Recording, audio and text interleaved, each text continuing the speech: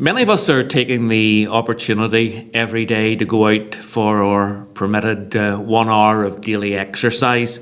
Our lives have changed dramatically over this past month, with many of us being confined to our homes almost 24/7.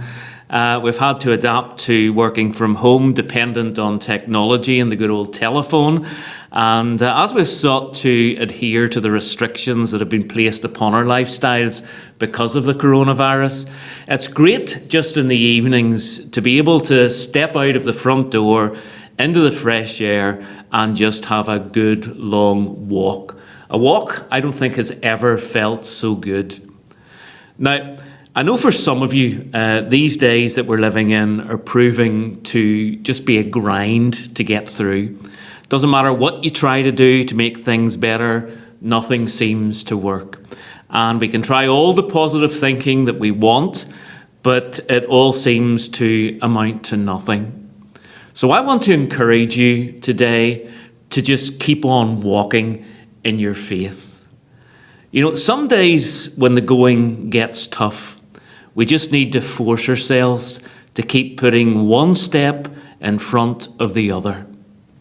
Writing from his prison cell in Rome back in the 1st century AD, the Apostle Paul wrote these words: "I, therefore, a prisoner for the Lord, urge you to walk in a manner worthy of the calling to which you have been called, with all humility and gentleness, with patience, bearing with one another in love. I, therefore, a prisoner for the Lord, urge you to walk in a manner worthy of the calling to which you have been called, with all humility and gentleness, with patience, bearing with one another in love." Paul is imploring us here, as followers of Jesus Christ, to walk in a manner that's worthy of our calling. Whether the day is going to be good or bad, our walk should always be worthy of us being Christians. In fact, some of the very best testimony that we can give for the Lord is done in how we handle difficult times like we're living in just now. Very often those who don't follow Jesus are watching to see how we respond to troublesome and uncertain situations. They're looking at us and they're measuring up to see whether we are confident, whether we are assured. And as others around us are panicking, are we optimistically hopeful and convinced that we serve a God who remains sovereign and who is, of course, ultimately in control? And when they notice a difference in us, they may well start to ask themselves some questions. What's going on here? Why has he got a peace about him?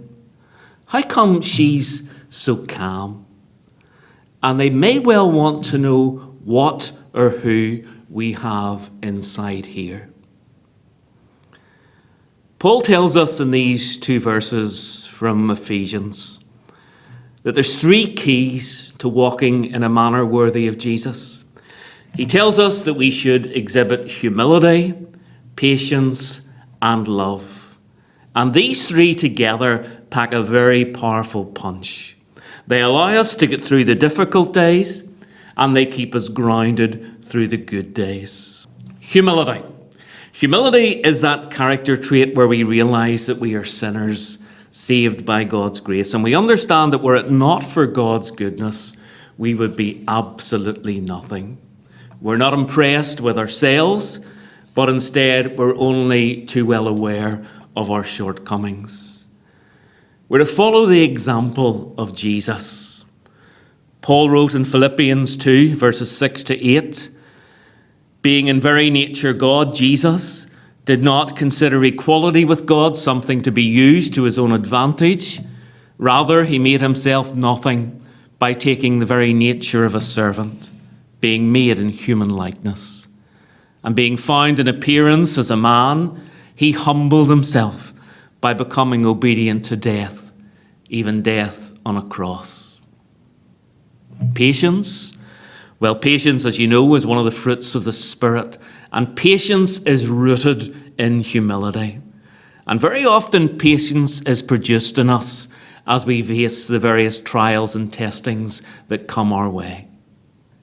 And love. Love is the greatest of all the attributes we can show. 1 John 4 and verse 16, God is love. Whoever lives in love lives in God and God in them. John 13 verse 35, by this everyone will know that you are my disciples if you love one another. To love like Jesus means that our hearts have been transformed and we understand the love that Christ has for us. And then we freely give this love because Christ first loved us. I pray that your journey of faith will be a long journey. And as you walk along the road of life, trusting in Christ, I hope that you will be able to exhibit humility, patience, and love, especially in these distressing and tough days. May God bless you and keep you safe.